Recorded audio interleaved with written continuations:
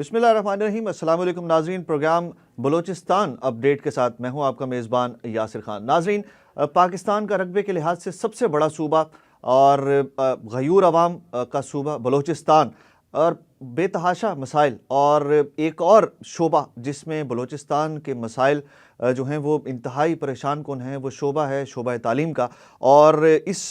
मैदान में तालीम के शोबे में बलोचिस्तान को किन मसाइल का सामना है और उनका हल क्या हो सकता है और उनका ज़िम्मेदार कौन है, इस पर बात करने के लिए हमारे साथ सीनियर तज्ज़ियाकार अब्बास खान दश्ती साहब मौजूद हैं और माहिर अमूर बलोचिस्तान हैं और गहरी नज़र रखते हैं बलोचिस्तान के मसाइल पर। अब्बास साहब, बलोचिस्तान हमेशा से मसाइल की बात हो, महरूमियों की बात हो तो उसके ऊपर बेतहाशा मसाइल बलोचिस्तान में हैं इस सूबे के, और तालीमी निज़ाम ख़ास तौर पर बलोचिस्तान का हमेशा से बहस उस पर होती रही है और उसके ऊपर बात भी होती रही है मुख्तलिफ अदवार में, लेकिन कभी ठीक नहीं हो सके। अब बलोचिस्तान में तालीम की सूरत हाल है क्या, मसाइल हैं क्या? यासिर खान साहब, बहुत शुक्रिया। आपने इस दफ़ा बहुत ज़बरदस्त जो मौजू सेलेक्ट किया है। ज़ाहिर है ये बेसिक चीज़ है, किसी भी कौम की तरक्की में तालीम का बड़ा अहम किरदार होता है और इसको जो है डिस्कस करने का मकसद ये है कि एक बहुत अहम पहलू को आप डिस्कस कर रहे हैं। मैं इसके मतलब आपको बताता चलूँ कि बलूचिस्तान का जिस तरह बाकी चीज़ों में है, तालीम में भी यही सूरत हाल है कि बाकी तमाम सूबों से बहुत पीछे है। इसकी वजूहात हम आगे चल के डिस्कस करते हैं कि क्या है, लेकिन मैं आपको थोड़े से इस वक्त अगर फैक्ट्स बताऊं तो इस वक्त एक अंदाजे के मुताबिक गवर्नमेंट के फिगर भी थोड़े बहुत ऊपर नीचे करके हैं, लेकिन तकरीबन जो है ना इस वक्त 1 मिलियन बच्चे यानी 10 लाख बच्चे जो हैं वो तालीम से महरूम है बलूचिस्तान में जी। और जो कोई तकरीबन 2000 के करीब स्कूल ऐसे हैं जिनमें मतलब जिनकी बिल्डिंग ठीक नहीं है, जिनमें ढेर सारे मसाइल हैं, प्रॉपर बिल्डिंग नहीं है या उसमें काफ़ी सारी डेफिशिएंसीज हैं, मतलब they are not fit for education के जी वहाँ पे वो दी जा सके। और इसी तरह से अगर मैं आपको बताऊँ तो कोई जो पिछले साल 2022 का सैलाब आया था, इसमें कोई 5000 के करीब जो स्कूल हैं वो सारे डिमोलिश हो गए। ये बताइएगा कि हमेशा ही बलूचिस्तान को नज़रअंदाज तालीम के शोबे में क्यों किया गया, और इस शोबे में ख़ासकर मैदान तालीम में, शोबा तालीम में बलूचिस्तान के नज़रअंदाज होने के पीछे ज़िम्मेदार कौन है? हाँ, ये है बड़ा अहम सवाल जी। देखिए, अब ये मैं उस तरह तो नहीं करूँगा टिपिकली कि मैं एक जो है सीधा साधा जान छुड़ाऊँ और मलबा जो है सारे का सारा गवर्नमेंट के ऊपर डाल दूँ। फेडरल गवर्नमेंट की तरफ से जो है वो एक अच्छा खासा बजट की मद में पैसे मिलते हैं बलूचिस्तान को, और आगे जो बलूचिस्तान की हुकूमत होती है वो भी एजुकेशन के ऊपर फोकस करती है अमूमन के जी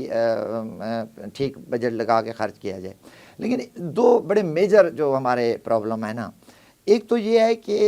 बलूचिस्तान गवर्नमेंट जितना भी पैसा एजुकेशन के लिए मुख्तस करती है वो पूरे का पूरा लग नहीं पाता वहाँ पे। अब ये कैपेसिटी इश्यूज हैं कि जो हमारा ह्यूमन रिसोर्स है एजुकेशन के अंदर वो इस तरह से प्रॉपर ट्रेंड नहीं है कि वो उनको कंज्यूम नहीं कर पाता, या फिर दूसरी सूरत हम ये भी कह सकते हैं कि जी कोई ऐसी कोई प्रोसीजरल ऐसी सिस्टम ही नहीं है, सिस्टम ऐसा है कि वो नहीं हो पाते खर्च, कोई सख्तियां हैं इस तरह की। फिर तीसरा एक मेन फैक्टर जो है ना वो जो हमेशा से बलूचिस्तान के साथ रहा है, अब अल्लाह करे कि इन फ्यूचर वो ख़त्म हो जाए, वो वहाँ का वो ट्राइबल और सरदारी निज़ाम है, तो उसकी वजह से भी मतलब एक टिपिकल थॉट है नहीं पढ़ना या पढ़ने नहीं देना, स्कूल नहीं पढ़ने। हाँ जी, यानी आप देखें कि बाकी सूबों के निस्बत हमारे यहाँ स्पेशली जो ख़वातीन की, जिसकी मैं बहुत ज़्यादा फोकस भी करता हूँ कि जी ये होना चाहिए ख़वातीन की एजुकेशन के हवाले से, तो हम बाकी सूबों से निस्फ हैं। अच्छा, आप क्या समझते हैं कि इसमें ब्यूरोक्रेसी का कहीं पर फ्ला है, हुकूमत के निज़ाम का है, या इस बजट को कंज्यूम करने के लिए उसके लिए पॉलिसी बनाने का निज़ाम का फुकदान है? क्या पॉलिसी, बेसिकली पॉलिसी, क्योंकि देखें अभी हम जो है ना वो वहाँ पे ज़्यादातर पेपरा के रूल्स चलते हैं। अब पेपरा के रूल ठीक हैं, लेकिन वो उन इलाकों में, एस्टेब्लिश इलाकों में ज़्यादा बेहतर रहते हैं, जैसे पंजाब है या बाकी अजला फेडरल इलाका है। वहाँ पे अमूमन ये होता है कि मैं आपको एक छोटी सी मिसाल दूँ कि जी एक टेंडर उन्होंने जारी किया है, अब उस टेंडर के लिए जो उन्होंने प्री क्वालिफिकेशन मांगी है वो उधर कोई ऐसा बंदा ही नहीं होता कि जो उस पर पूरा उतर सके। बलूचिस्तान में तालीम के शोबे में, तालीमी निज़ाम के लिए حکومت کیا کردار ادا کر رہی ہے وہاں پر آن گراؤنڈز، اگر بات کریں زمینی حقائق کیا ہیں، اور حکومت کے ساتھ ایسے کون سے سٹیک ہولڈرز ہیں جو وہاں پر تعلیم کی ترقی کے لیے اپنا کردار ادا کر رہے ہیں، رول پلے کر رہے ہیں، کہ چاہ رہے ہیں کہ وہاں پر شرح خواندگی بڑھے؟ کون سے سٹیک ہولڈرز ہیں اور حکومت کا کیا کردار ہے؟ جی، یہ میں بتاتا ہوں کہ حکومت جو ہے نا وہ اس کی جو بھی تعلیم کے حوالے سے اقدامات ہوتے ہیں نا، وہ سارے کے سارے محض دعوے یا اخباری بیانات تک ہی محدود ہوتے ہیں۔ اچھا، پریکٹیکلی وہاں پہ نا وہ یعنی یہ نہیں ہوتا کہ جی آپ نے پیسے دے دیے کسی کو اور آپ نے کہا کہ یار یہ کام آپ نے کرنا ہے، اور وہ کام کرنے کا طریقہ کار یا انداز اس طرح سے آپ ڈیفیکلٹ بنا دیتے ہیں کہ وہ پیسے جیب میں لے کے پھر رہا ہے اور کام نہیں ہو پا رہا اس سے، مطلب پروسیجر اتنا انٹینس ہو جاتا ہے، اتنا وہ ہو جاتا ہے۔ ایک تو یہ پرابلم ہے۔ اس کے علاوہ جو مقامی، جس کا ہم نے پہلے بھی ذکر کیا ہے کہ جو مقامی سردار ہیں یا جو مقامی قبیلی بڑے ہیں، ان کی طرف سے بھی عموماً یہ ہوتا ہے کہ پروجیکٹ کی ٹرانسپیرنسی جو ہے نا باقی نہیں رہتی ان کے، وہ انٹروین کرتے ہیں پروجیکٹس کے اندر، اور ان کی انٹرونشن کی وجہ سے جو ہے چیزیں خراب ہوتی ہیں، اور کانٹریکٹر ہیں یا باقی جو متعلقہ لوگ ہوتے ہیں وہ پھر ڈسالٹ ہو کے وہ پروجیکٹ وہیں کا وہیں رہ جاتا ہے۔ انٹرونشن کس طرح کی ہوتی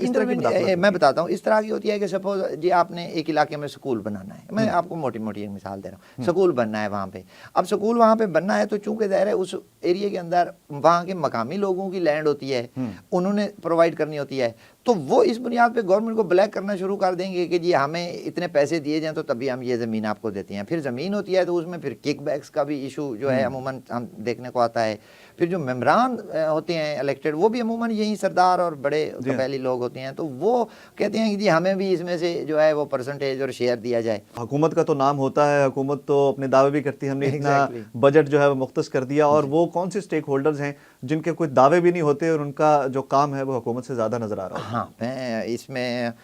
کچھ نام میں لینا چاہوں گا، اور اسپیشلی میں اس میں آگے بتاتا ہوں کہ اس میں ایک تو جو بلوچستان ایجوکیشن فاؤنڈیشن ہے وہ بھی وہاں پہ کام کر رہی ہے، اس کے بھی کچھ پروجیکٹ چل رہے ہیں۔ پھر ورلڈ بینک کا بھی ایک ایجوکیشن کے حوالے سے پروگرام بلوچستان میں چل رہا ہے۔ لیکن ان سب سے ہٹ کے نا کچھ اور این جی اوز بھی ہیں چھوٹی موٹی جو اپنے طور پہ جو ہے لٹریسی کو پروموٹ کرنے کے لیے اپنی ورکنگ کر رہی ہیں۔ لیکن جو سب سے بڑا کام جو وہاں پہ نظر آتا ہے نا بلوچستان میں،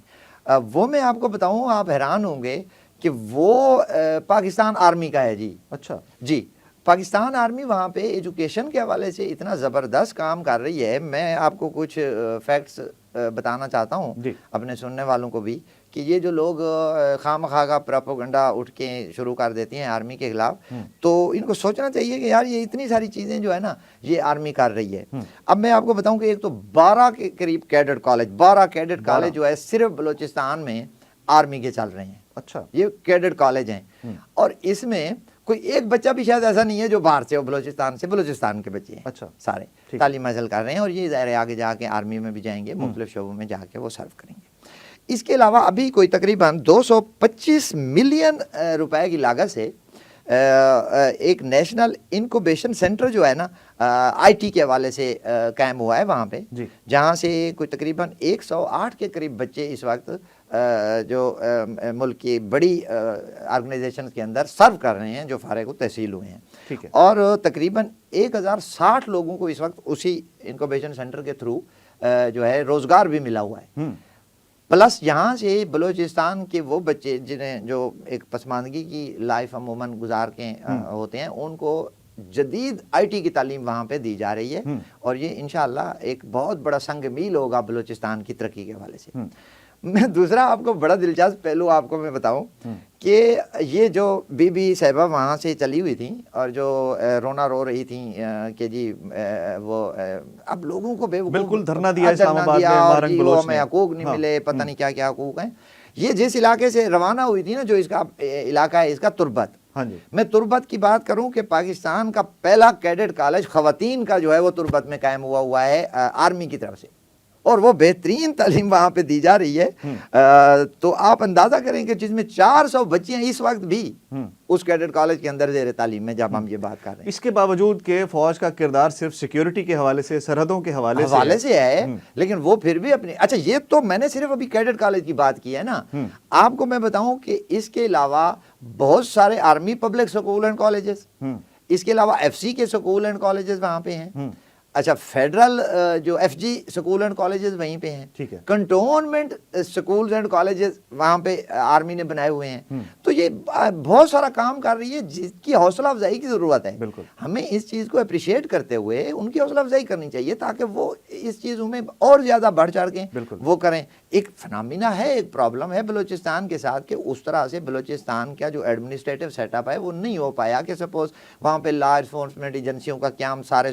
اضلاع میں نہیں ہے, پولیس نہیں ہے سارے اضلاع میں, صرف لیوی ہے جو کہ نہ ویل اکوپڈ ہوتی ہے نہ وہاں پہ اس کو. دوسرا لیوی جو ہے اس کا تو رول یہ ہے کہ وہاں پہ سردار جو ہوتا ہے نا مقامی وہ ریکمینڈ کرتا ہے کہ جی اس بندے کو بھرتی کر دیں. اب پریکٹیکلی اگر ہم دیکھیں تو وہ بندہ بیسیکلی سردار کا ہوتا ہے, اس کے بعد گن جو ہوتی ہے وہ سرکاری ہوتی ہے اور وہ استعمال جب بھی اس کو کرنی ہوتی ہے وہ عموماً سردار کے کہنے پہ ہی کرتا ہے. اچھا, تو جی تو یہ ایک بنیادی خامیاں تھیں جس وجہ سے پھر وہاں پہ ظاہر ہے جو ریٹ ہے وہ rate of the state camp کرنی ہوتی ہے, تو وہ جو پیراملٹری فورسز وہاں پہ ڈپیوٹ ہیں, لیکن وہ اس کام کے ساتھ ساتھ وہ یہ ایک ایکسٹرا کام بھی کر رہی ہیں کہ جی اس خطے کے لوگوں کو پڑھایا جائے اور لوگوں کو ایجوکیٹ کیا جائے تاکہ یہ نوجوان بھی قومی دھارے میں شامل ہو کے اپنا کردار ادا کریں, اپنی جگہ پر خاموشی سے جو ہے وہ ترقی کی طرف کام کر رہے ہیں. اور دوسرا جو سب سے اس میں اہم پہلو یہ ہے کہ یہ پیسہ جو ان سارے اداروں پہ لگ رہا ہوتا ہے یہ کوئی گورنمنٹ کی طرف سے نہیں ملتا, یہ آرمی اپنے تئیں جو ہے نا اپنے پیسوں میں سے اپنے بجٹ میں سے یا کوئی کچھ پروجیکٹس ہوتے ہیں جن میں سے وہ پیسے کلیکٹ کر کے تو ان اداروں پہ خرچ کر رہی ہوتی ہے. بالکل, گورنمنٹ, آرمی اور عالمی ادارے تمام کا کردار بلوچستان میں تعلیم کے حوالے سے ہے. اچھا عباس صاحب یہ بتائیے گا کہ لاسٹلی ایسے کیا اقدامات ہونے چاہیے بطور اسٹیٹ, بطور گورنمنٹ, بطور سسٹم کہ بلوچستان میں شرح خواندگی کو بڑھایا جائے. یہ جو ہمیشہ سے محرومی کا اور مسائل کا بول بالا ہوتا ہے, بات ہوتی ہے, اس کو کیسے ختم کیا جائے, کیسے ایسے اقدامات کیے جائیں کہ وہاں پر لٹریسی ریٹ بڑھ جائے؟ ہاں, اب ایک جینون ایشو یہ ہے کہ چونکہ بلوچستان ایریا بہت بڑا ہے اور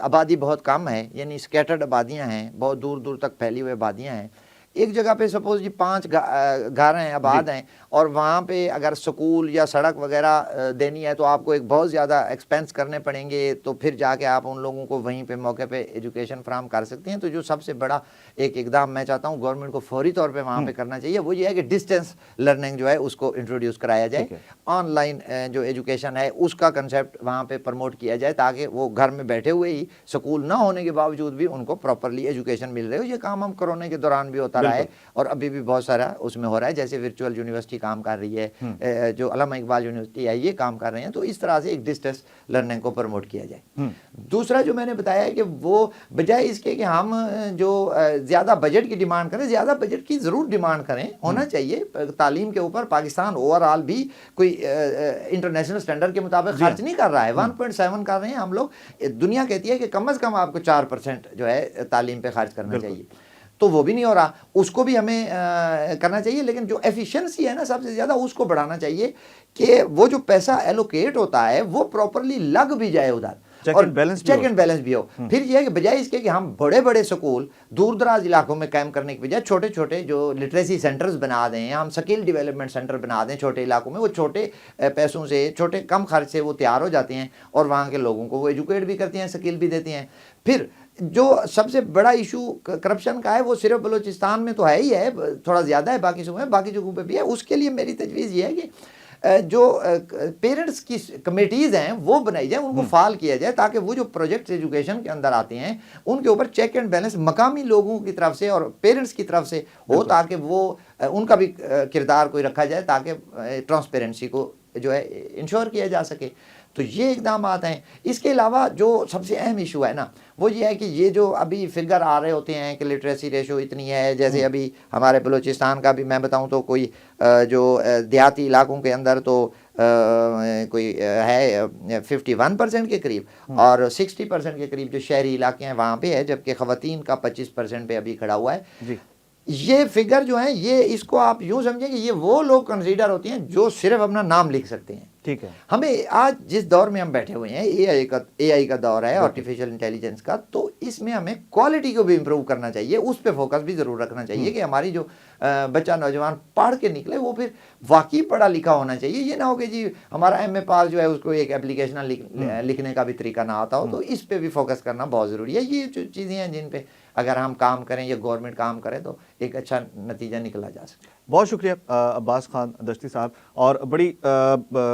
گہری اور بڑی مفصل گفتگو کی بلوچستان میں تعلیم کے مسائل کے اوپر عباس صاحب نے. اس کے ساتھ ہی اجازت دیجیے, اللہ حافظ.